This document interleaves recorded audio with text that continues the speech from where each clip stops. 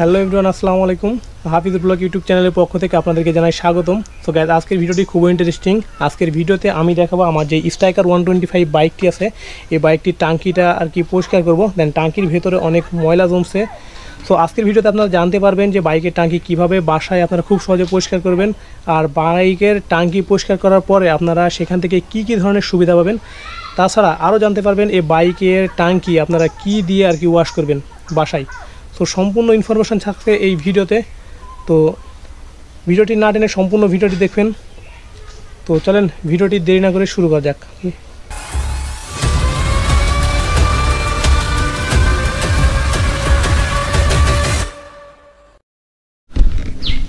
So guys, প্রথমে টাঙ্কিটা আমাকে খুলতে হবে। সো টাঙ্কি খোলার আগে আপনাদেরকে একটা জিনিস দেখাই যে বাইকের টাঙ্কিতে কিভাবে মরিচা পড়ছে। তো এই যে দেখেন কি তাকে মরিচা পড়ছে।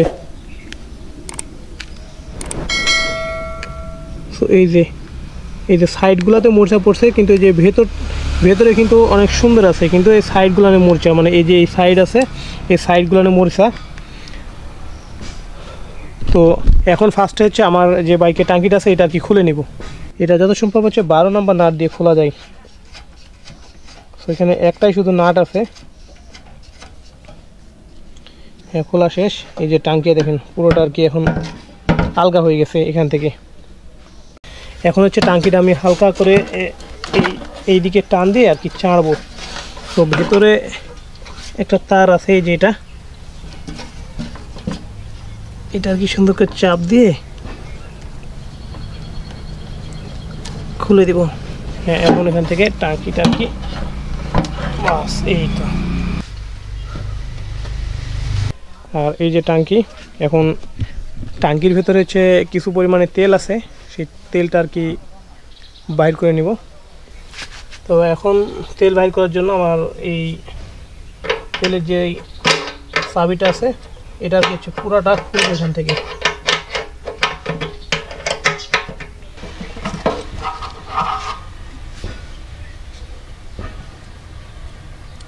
এই যে দেখেন এইগুলো কি পরিমাণে আর কি মরিচা এসে আর কি জাম করে দিছে, মানে এই জন্য আর কি এটা দিয়ে আর কি তেল নামতে পারে না ভালো মতো। এখন ফাইনালি কী করবো, এখন এইটাকে এখানে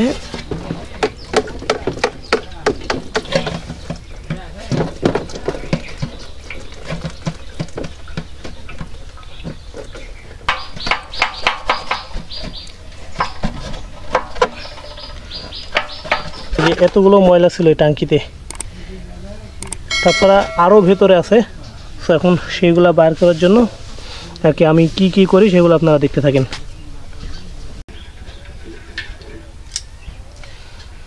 তো এখান থেকে আর কি টাঙ্কির মুখটা খুলে আলাদা করলাম।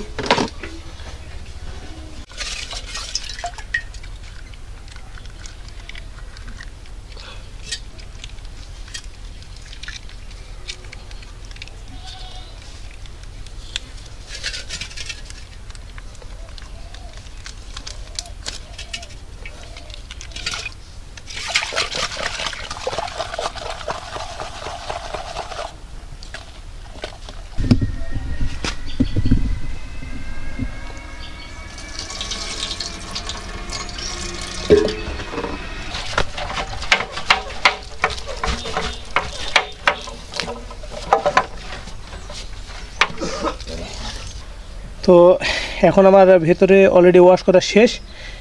এখন দ্বিতীয় ধাপে ওয়াশ করবো এটা। তো চলেন দ্বিতীয় ধাপে আপনাদেরকে কীভাবে ওয়াশ করাই সেটাকে আপনাকে দেখাবো।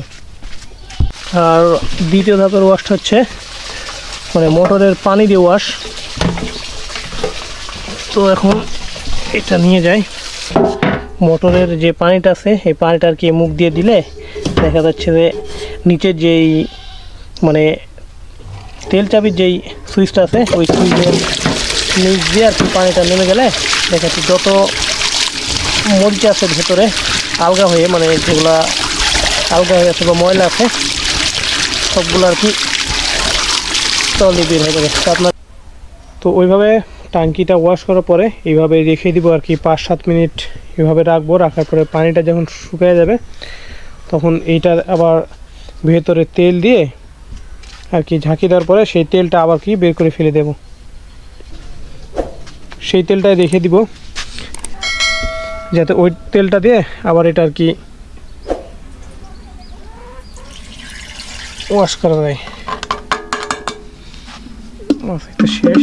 কী পরিমাণে এইগুলো আর কি,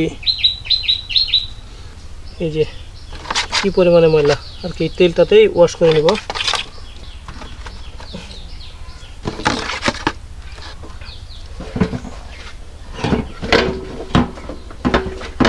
এখন হচ্ছে এই কেবলটা আছে,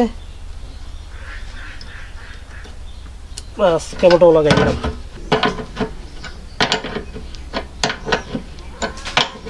বাস ওকে, টাঙ্কি আমার লাগানো শেষ। এখন হচ্ছে কী করবো, টাঙ্কির যেই তেলের সুইচটা আছে সেটা লাগাবো। তো এখন এটা এই সাইড দিয়ে এই পাশে দিলাম। হ্যাঁ ওকে,